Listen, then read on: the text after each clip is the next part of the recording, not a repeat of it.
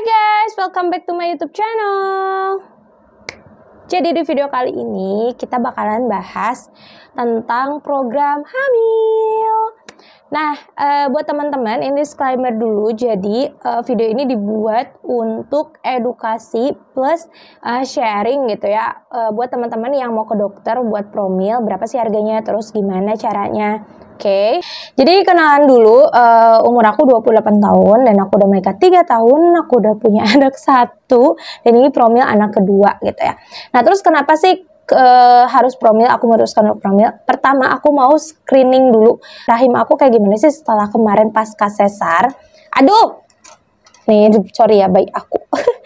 Jadi abis sesar kan pengen tahu gitu kondisi rahimnya kayak gimana. Jadi apa salahnya sih kita care gitu ya dengan kondisi kita. Nah, terus buat teman-teman yang mau pergi nggak ya ke dokter buat promil gitu. Kalau misalnya kata aku, kalian tuh emang harus gitu. Karena kita nggak tahu kan kenapa misalnya kita tuh gak hamil-hamil. Emang belum dikasih sama Allah atau ada sesuatu yang bisa dibenahi oleh manusia. Kayak gitu. Misalnya nih pola hidup yang sehat, makanan yang kurang terjaga.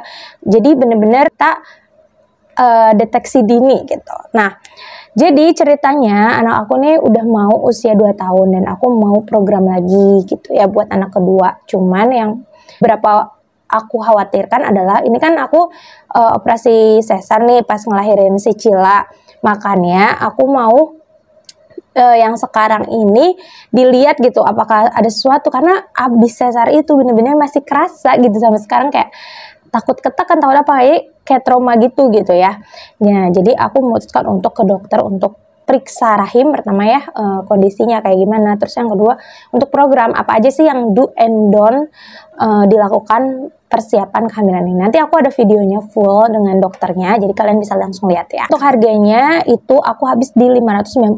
Jadi pemeriksaannya sama dokter 300.000 dengan konsultasi, terus diperiksa vaginanya gitu ya. Jadi USG vagina, terus udah gitu apalah itu namanya yang nggak tahu. Terus udah gitu dikasih obatnya ini nih, vitamin D sama asam folat gitu ya. Jadi emang ini persiapan kehamilan.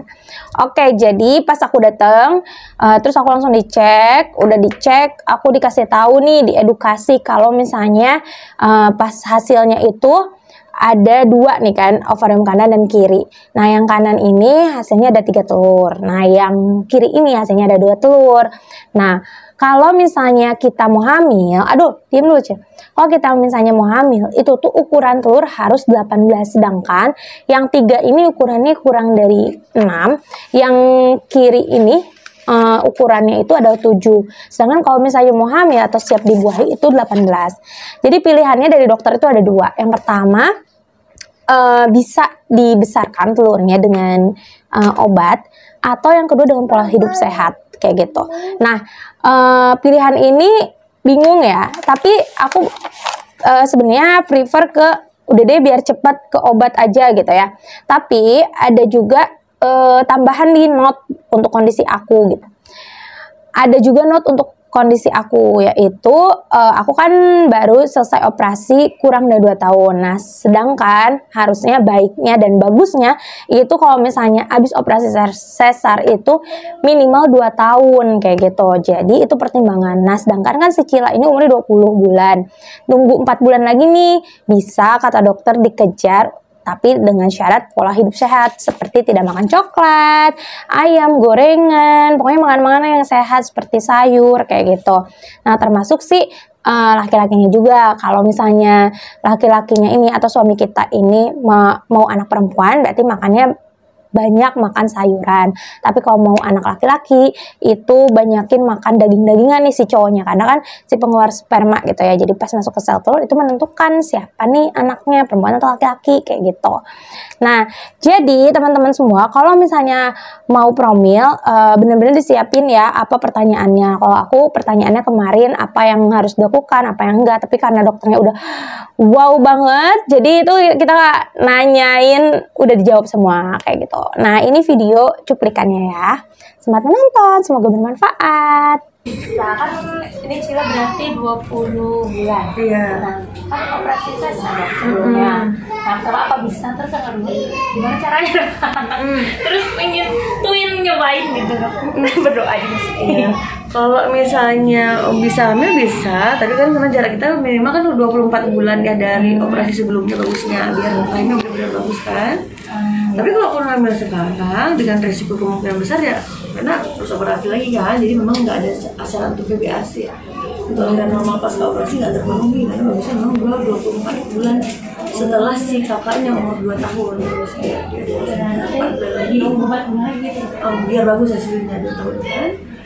Terus kalau misalnya dia mau mau kembar, kita biasanya harus kita rangsang sel telurnya, kita buat kalau bisa dalam satu ovarium itu biasanya yang pertama itu ada 2 sel telur yang matang. Tapi bisa nggak dok otomatis langsung 100% bisa 2? Jarang. Itu kayak apa ya? Sisa gitu lah hasilnya kan, gitu kan. Satu ovarium yang kita besarin itu kadang-kadang 1, cuman bersatu 2 gitu kan. Jadi harus dirangsang dulu, tapi kalau tanpa harus dirangsangan dia susah otomatis. Jadi dikasih obat biar besar semua sel telurnya. Jadi syaratnya harus ada 1 ovarium ada 2 sel telur dalam 1 ovarium. Nanti kita cek lagi di hari ke-12 haid ya. Nanti kalau mau coba program. Ini kan kita kan coba lihat dulu nih kondisi rahim, induk telur sama sel telurnya karena di hari ke-2 hari ke-3 ya. Berarti Mirza kan tanggal berapa kemarin? Hari Sabtu dong. Tanggal 20 kan? 20 bulan 1. Sebelumnya 100 lalu kan? Ya kecuali pas yang di stop itu. Betul. Tapi sekarang berarti teratur lagi kan stop itu keluar tanggal 23. Iya. Nah sekarang tanggal 20 lah keluar. Nggak ada pakai KB selama ini kan? Kita USG terasain ya. Oke, kita beli sayur. Tapi di mana ada darahnya? Iya, memang di mana? Yang satu ya. Ya. Kita lihat kondisi rahim. Yang buat kayak buat alpukat ini rahimnya kita ya. Rahimnya normal. Bersih rahimnya, nggak ada minum, nggak ada benjolan, dan aman. Bekas operasi juga udah nyatuan gitu. Kita ukur berapa panjang rahimnya, panjangnya 7,09 cm. Itu ukuran rahim normal ya rahim. Kemudian kita geser nih kanan kirinya, kita cek ovarium kanannya sama ovarium kirinya apa ini. Ini ovarium kanan yang bulat-bulatnya sel telur atau folikel ini sejajar sampai duduk biar nggak sakit ya. Iya. Ovarium kanan. Satu lagi kanan kiri.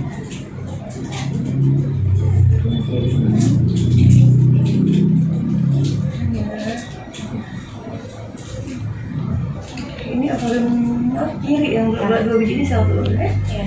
Kita nafasnya. Kita bersihin dulu, oke. Nggak sakit kan?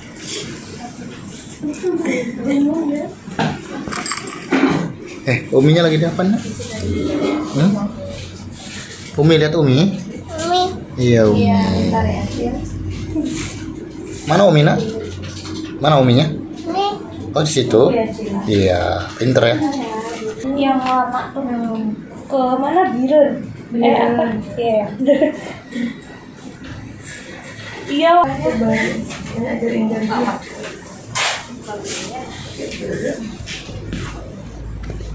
Oke, finish. Ini hari ke-3 kan ya. Ini saya jelasin ulangi. Ini rahim nih. Kita gambarkan ukuran rahimnya 7,09 cm normal kan? Iya. Kok di dalam rahim ada miom, dia bakal kelihatan ada benjolan-benjolan ini di dalam rahim ini. Alhamdulillah bersih, dia nggak ada miom di dalam rahim aman. Lagi ada penebalan ini rahim karena kita lagi menstruasi, ini normal kan? Nah di kandungan kita kan ada 2, namanya ovarium kanan sama ovarium kiri atau indung telur kanan sama indung telur kiri. Kalau si ovarium ini ada cairan isinya kista, ukurannya 2 cm aja akan langsung kelihatan jelas dari USG transvaginal. Ini alhamdulillah bersih, jadi kista sama miom udah kita singkirkan, berarti nggak ada. Kita cek lebih kecil lagi, di dalam ovarium ada sel telur. Ini ovarium yang berat kecil sel telur, ini ovarium yang berat kecil sel telurnya. Ini yang cukup menentukan. Nah untuk terjadi kehamilan kita butuh sel telur yang matang, yang siap dibuahi. Ukurannya harus lebih dari 18 mili dia. Ini adalah sel telur yang udah benar-benar jadi nih, tinggal terjadi pembuahan. Kita coba lihat sel telurnya Rena nih. Di sebelah kanan tadi ada 3, saya ketemunya 1, 2, 3. Ini diameternya cm, saya bakal mili karena butuhnya mili kan. Dapatnya 6,6, 4,6 sama 4,8 saat kanan tuh 2, 3, 4 sama 4 dan sebelah kiri ada 2 tuh 2, 7 sama 7. 7,5 sama 7. Nah, sampai kalau datang, sebenarnya butuh sel telur yang udah siap dibuahin minimal 18 mili. Kita lihat pas sel telur kita yang paling besar sih 7. Nah, sperma akan merespon, loh ini sel telur masih agak kecil nih, belum bisa saya buahi karena butuhnya minimal 18. Nah, fokusnya kita supaya bisa terjadi tanda-tanda kehamilan sama bisa dapat sel telur yang besar. Kita coba, enggak dong, saya nggak mau dirampung, bantu sama pola hidup saya, boleh bagaimana cara besarin sel telurnya. 3 bulan ini benar-benar jaga pola makannya. Ayam potong, gorengan, bakso-bakso, indomie, saus, tahu tempe, coklat, itu benar-benar stop sama 3 bulan ini. Banyakin sayur bayam, sayur brokoli, ikan, telur, ayam, makan yang sehat-sehat aja biar besar sel telurnya biar bagus. Cukup tidurnya, karena kurang tidur membuat sel telur tidak ikut naik. Kurangi stresnya, karena banyak pikiran juga membuat dia tidak ikut membesar. Nah, untuk 3 bulan awal kita bekalin vitamin asam folat yang 1000 sama vitamin D yang 1000. Jadi secara alami dia benar-benar bagus ukurannya. Baru nanti di bulan 4 datang lagi, ke bulan 5 alhamdulillah lebaran, kita ketemu lagi hari kedua, saya cek ulang lagi kan jatuh semua nih, beda lagi kan.